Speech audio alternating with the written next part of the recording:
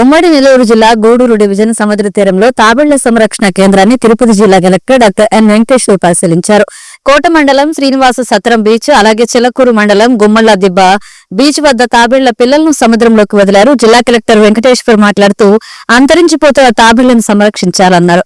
తాబేళ్లకు దేవుడిచ్చిన వరం, వేల కిలోమీటర్ల దూర సముద్రంలో ప్రాణాయం చేస్తాయన్నారు.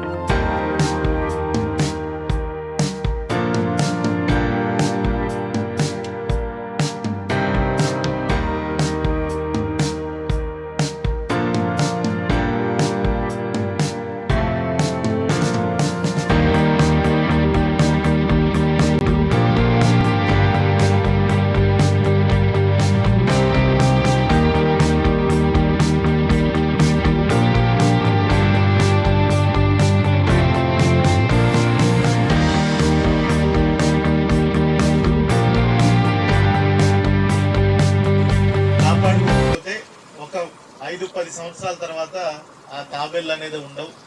అవి లేకపోతే మనకు జరగాల్సినటువంటి నష్టాలు చాలా ఎక్కువ, మనకు తెలియకుండానే చాలా ఎక్కువ అరిష్టాలు నష్టాలు కూడా జరుగుతూ ఉంటాయి. అందుకనే ప్రభుత్వం కూడా వీటన్నిటిని మరి ముఖ్యంగా ఫారెస్ట్ డిపార్ట్మెంట్ వాళ్ళతో సంరక్షించడానికి ఇక్కడ అవి నెస్టింగ్, ఇక్కడ గుడ్లు పెడతాయి. కేవలం గుడ్లు పెట్టడం కోసం సుమారుగా 1000-2000 కిలోమీటర్లు అవి వాటికి దేవుడిచ్చిన వరం, వాటి శరీరంలో అవి ఇక్కడ ఎలా రావాలో వాటికి మనం ఇప్పుడు ఫోన్ లో GPS పెట్టుకొని పోతాం ఎక్కడికైనా తెలియని ప్లేస్ కి, వాటికి దాని బాడీలోనే GPS ఉంది. ఎట్లా వెళ్ళాలి ఏంటనేది దాని బాడీలోనే అది అమర్చబడింది. అది దాని ప్రకారం 2000 సముద్రం, ఇప్పుడు మామూలు రోడ్డు మీద వెళ్ళాలంటే డైరెక్షన్ ఏదో ఉంటుంది, అటు ఇటు వెళ్ళాలని. సముద్రంలో ఎటు తెలియకుండా అది ఇంత దూరం వచ్చిందంటే అదంతా కూడా దేవుడు దానికి ఇచ్చినటువంటి మంచి ఒక అద్భుతమైనటువంటి శక్తి.